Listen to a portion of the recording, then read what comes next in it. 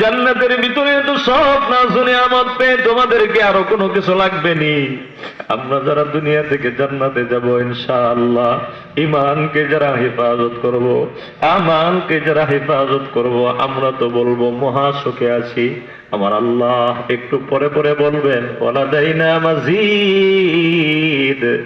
এই বান্দার বান্দা বান্দিরা ঈমান বাঁচানোর জন্য দুনিয়াতে কষ্ট করেছো, মেহনত করেছো, এই মেহনতের বদৌলতে শুধুমাত্র তোমাদেরকে যা দেওয়া হয়েছে এত দূর পর্যন্ত সীমিত নয়।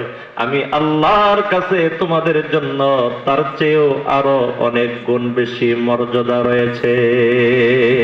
সুবহানাল্লাহ। মুহতারাম দোস্ত বুজুর্গ, ঈমান হেফাজত করার জন্য আমাদের কতদিন মেহনত করা দরকার? কত ঘন্টা মেহনত করা দরকার? 24 ঘন্টা। বলেন কয় ঘন্টা? 24 ঘন্টা। সবাই বলি কয় ঘন্টা? 24 ঘন্টা। শয়তান বেঈমান বানানোর জন্য মেহনত করে কত ঘন্টা? 24 ঘন্টা। তাহলে শয়তান থেকে ঈমান বাঁচানোর জন্য আমার মেহনত করার দরকার কয় ঘন্টা?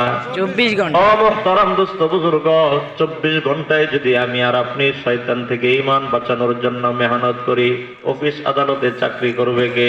মাদ্রাসার ভিতরে পড়াবে কে? মসজিদের ইমামতি করবে কে? আপনাদের এই চরাঞ্চলের ফলফলাদি গুলো করবো কে? এই জন্য রব 24 ঘন্টা আপনাকে আমাকে এই কাজে নিয়োজিত করার জন্য হুকুম করেন নাই।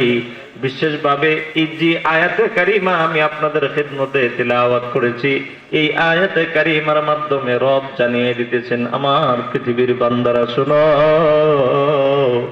এই আয়াতে বর্ণিত 3টা আমল এমন আছে যে আমলগুলো পৃথিবীর কোনো মানুষ, কোনো নারী আর পুরুষ যদি করে, আমি আল্লাহ নিজের কুদরতি হাত দিয়া ওই মানুষগুলোর ঈমান হেফাজত করে দিব। সুবহানাল্লাহ।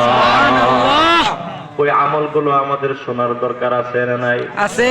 কে কে শুনবো ইনশাআল্লাহ? ইনশাআল্লাহ। কে কে শুনবো ইনশাআল্লাহ? বলি